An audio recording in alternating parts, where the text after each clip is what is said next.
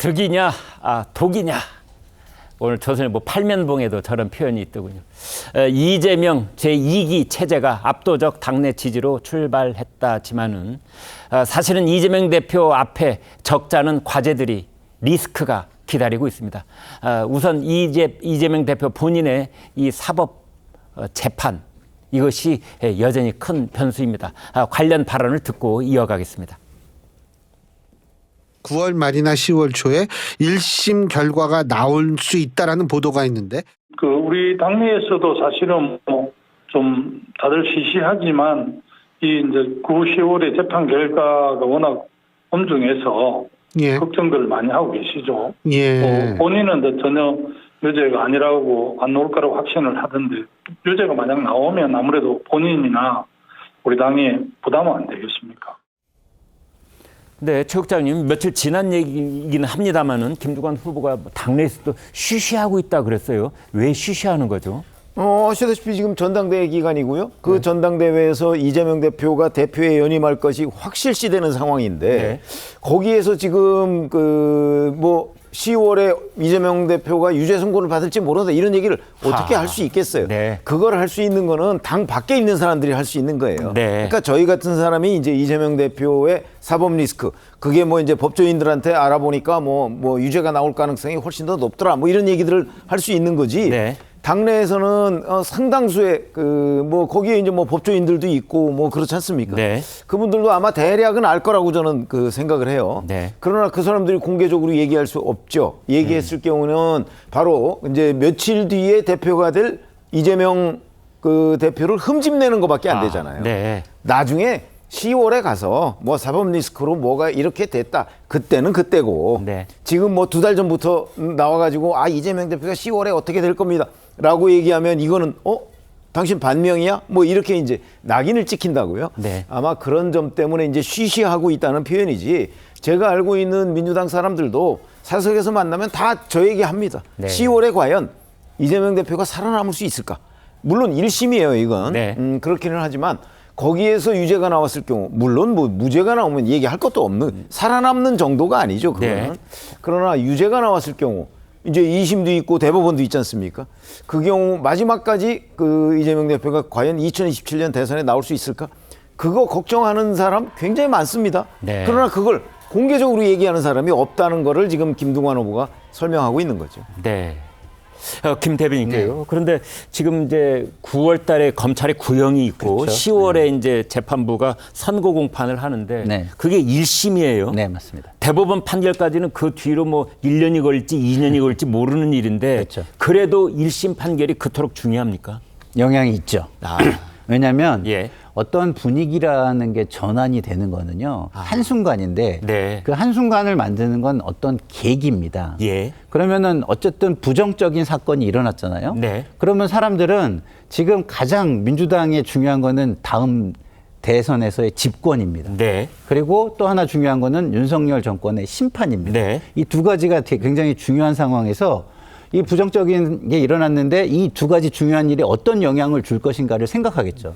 그러면 첫 번째 보는 것이 당의 지지율과 후보의 지지율을 볼 겁니다. 당의 지지율과 후보의 지지율이 지금 그리 썩 좋지 않습니다.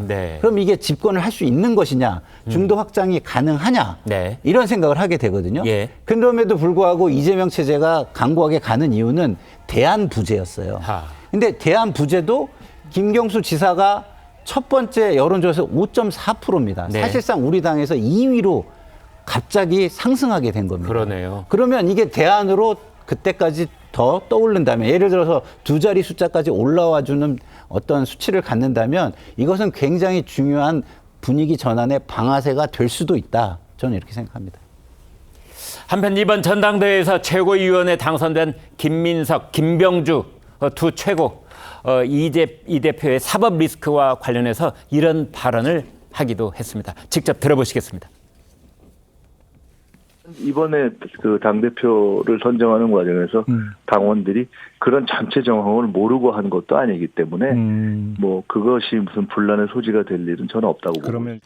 저희는 현재로서는 유죄 가능성 자체를 거의 보고 있지 않기 때문에 예. 어떤 법리적인 최종 결정으로 될 가능성이 없다고 보고 있습니다. 알겠습니다. 저는 유죄가 아닐 거라고 확신을 합니다. 피선거권이 박탈될 수 있는 형이 만약에 나오면 저는 뭐 그런 사항은 있을 수 없다고 봅니다. 국민적 저항을 받을 거란 걸 재판부도 너무나 잘 알겠죠. 자, 이재명 대표는 이른바 먹사니즘을 내세우고 있지 않습니까? 그래서 그런 상황 속에서 뭐 종부세, 금투세, 금융투자소득세를 말합니다. 이것을 이제 보완을 해야 된다, 이런 필요성을 제기를 했고, 또 디테일은 많은 또 의견 차이가 있기는 있습니다만, 기존의 당 정체성과 지향점에도 어긋난다, 이런 내부의 그런 지적도 없지 않아 있기는 있습니다. 이제 이런 부분들을 이재명 대표가 앞으로 어떻게 조율할지요. 장인주 위원장님. 저는 정면 돌파할 거라고 생각합니다. 아무래도 본인이 이제는 이재명 대표가 단순히 민주당의 대표 이걸 넘어서서 다음 대권 주자로 도약하고 그리고 이제 중도로 확장하는 것, 아무래도 이런 부분에 방점을 찍을 것으로 보이거든요. 네. 그렇기 때문에 지금 나오고 있는 뭐 금투세 유예라든지 또는 종부세 완화 같은 경우에도 이재명 대표가 이미 당대표가 되기 전에 지금 전당대회 과정에서도 관련돼서 본인의 이야기를 한 적이 있습니다. 네. 뭐 금투세 같은 경우에도 완화하는 내용들을 뭐 구체적으로 얘기하기도 했거든요. 그렇기 때문에 이제 지도부가 새롭게 꾸려졌기 때문에요. 아마 당 내부에서 이런 논의가 제대로 시작이 될 것으로 보이고, 물론 일각에서는 반대하는 견해가 나올 수도 있고, 그리고 당의 정체성과 부딪히는 것 아니냐라는 또 비판이 나올 수도 있다라고 생각은 들지만, 이재명 대표로서는 아무래도 본인의 또 실용주의적인 모습을 보여줘야 된다라는 측면에서도 관련된 부분들을 자신이 정면 돌파하고 이끌어갈 가능성이 높다고 생각이 들고요. 일부의 어떤 반발이라든지 비판 부분 같은 경우에는 당 내에서 당론을 수렴하는 과정에서 얼마든지 건강하게 다 정리되거나 또는 하나로 모아질 수 있는 계기가 있을 거라고 생각이 듭니다. 이제 그걸 하기 위해서는 김상일 대변인께서 말씀하셨던 어떤 비판적인 소수의 의견을 수용할 수 있어야 되는데, 그 소수의 의견을 내놓을 수 있는 사람들이 다 이렇게 갈수록 사라져가고 박탈되고 뭐 이러고 있지 않습니까? 그런 문제가 해소가 되겠습니까?